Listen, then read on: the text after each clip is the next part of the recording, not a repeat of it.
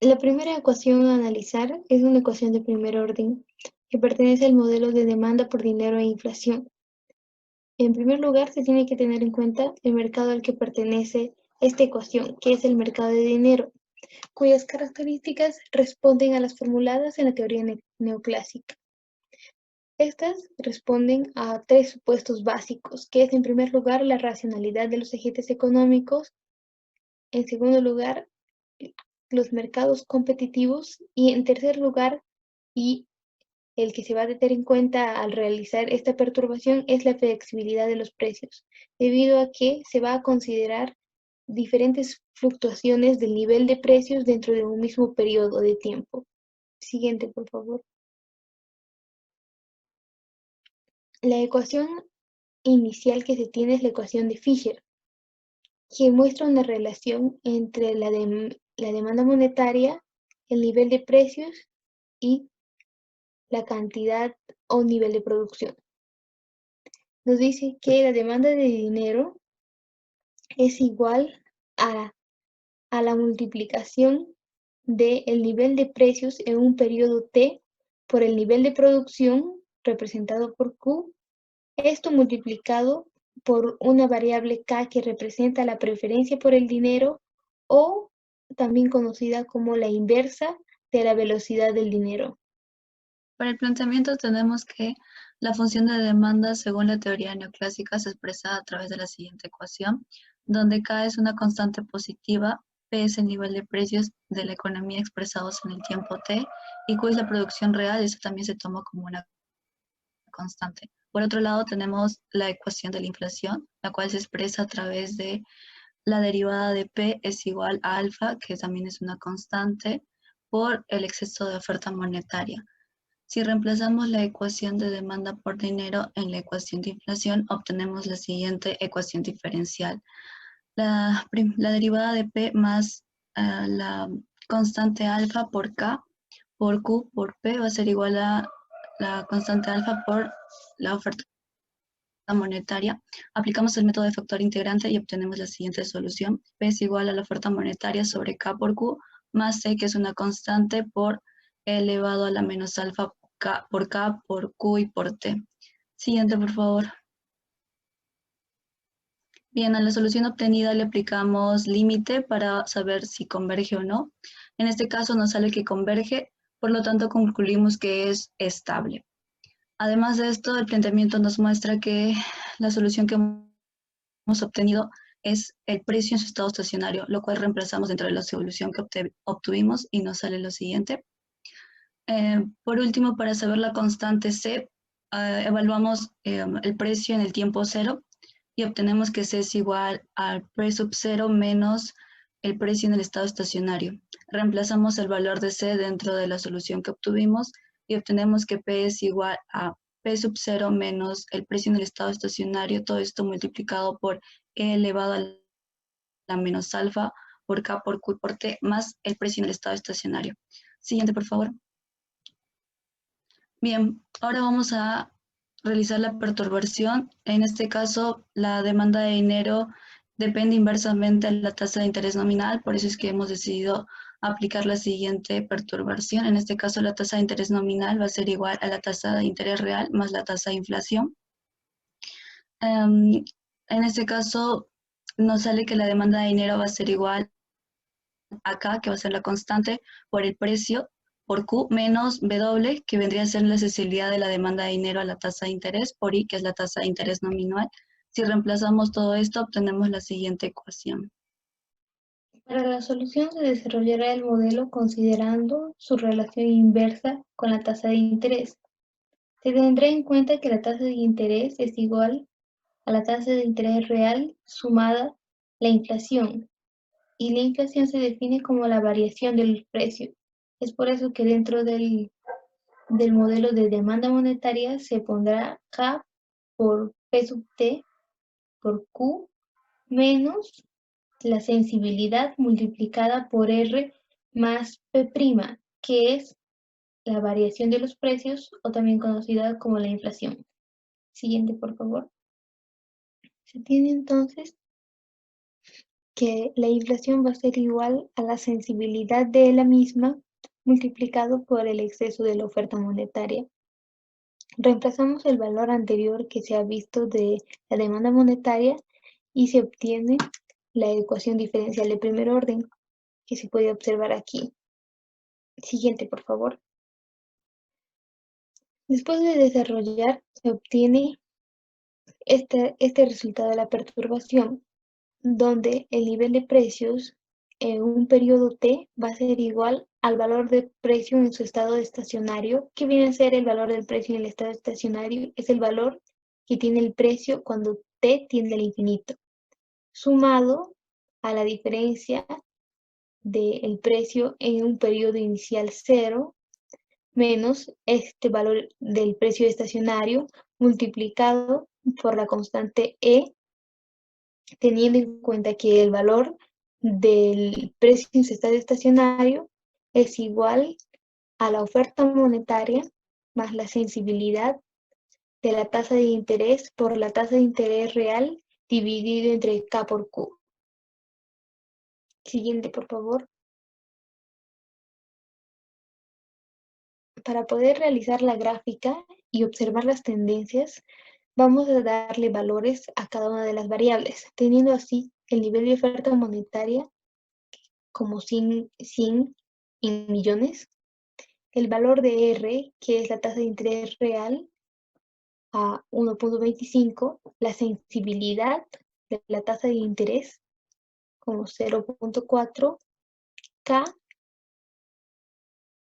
que es la inversa de la velocidad del dinero, igual a 0.75, el precio inicial P sub 0 igual a 30, la sensibilidad de la inflación con respecto al exceso de oferta monetaria igual a 0.5 y la producción que va a ser igual a 1.34 en millones.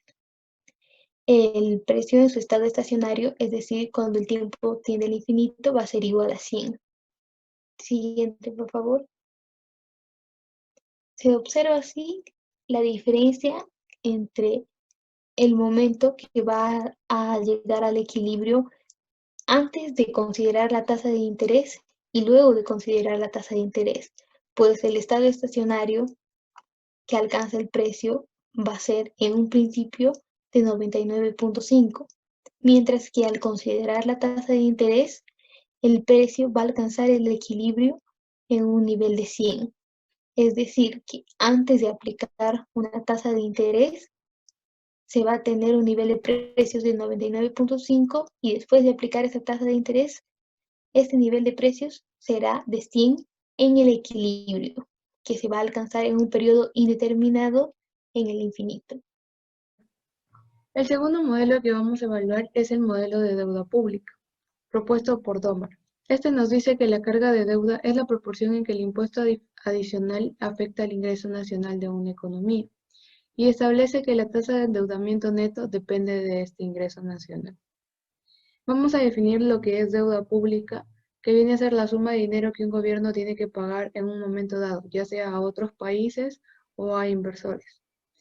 Y el ingreso nacional nos referimos a la suma de todos los ingresos de los factores productivos de un país, también dentro de un periodo determinado.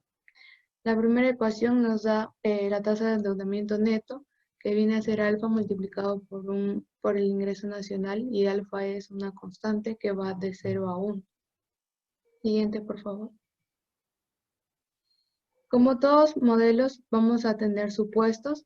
Domar para este modelo utiliza 3 supuestos, que esta deuda se va a financiar a través de impuestos, ya que para pagar los intereses de esta, tienes dos opciones, ya sea pagarlos a través de emitir bonos o con impuestos que se van a trasladar hacia el público.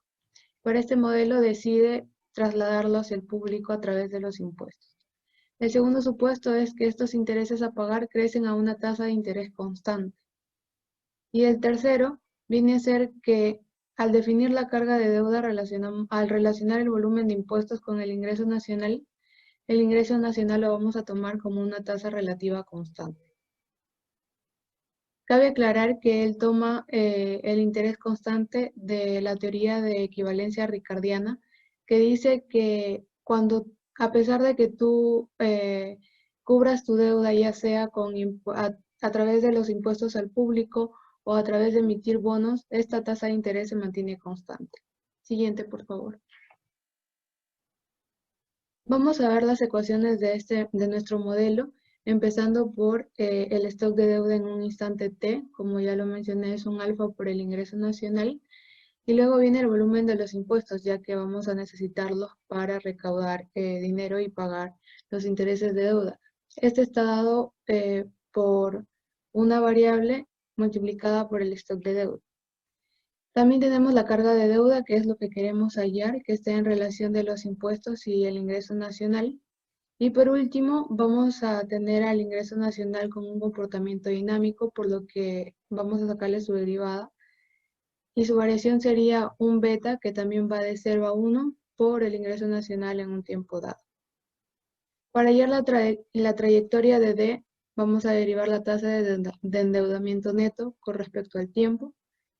Y reemplazando nuestras ecuaciones, obtenemos una ecuación diferencial de segundo orden que nos va a permitir hallar D y luego hallar la carga de deuda.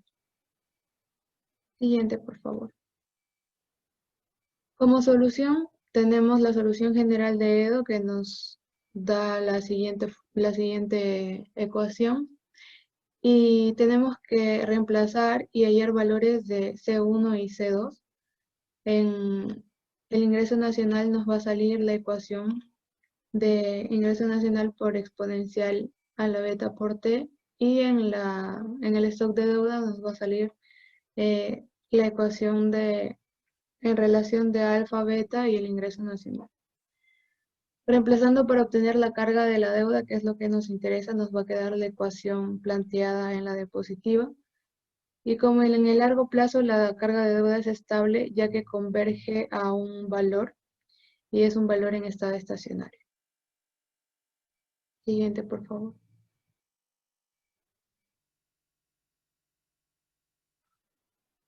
En la perturbación que nosotros hemos elegido hacer del modelo, vamos a tener diversos supuestos. Hemos elegido perturbarlo al modelo añadiéndole la relación directa que tiene el tipo de cambio con la deuda pública. Y para hallar esta relación vamos a usar deducción.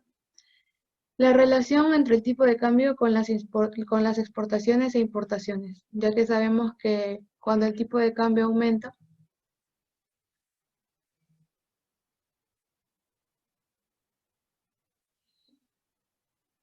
cuando el tipo de cambio aumenta, aumentan las exportaciones y las importaciones disminuyen.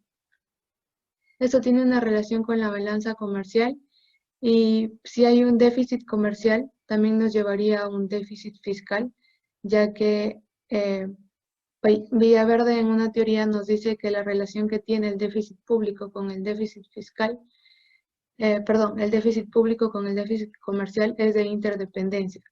Así que si nosotros tenemos un déficit comercial, se va a trasladar a un déficit público y por ende nuestra deuda pública va a aumentar. Por transitividad hemos hallado que el tipo de cambio afecta de manera directa a la deuda pública, así que vamos a ver los supuestos de nuestro modelo con más rigidez. Siguiente, por favor.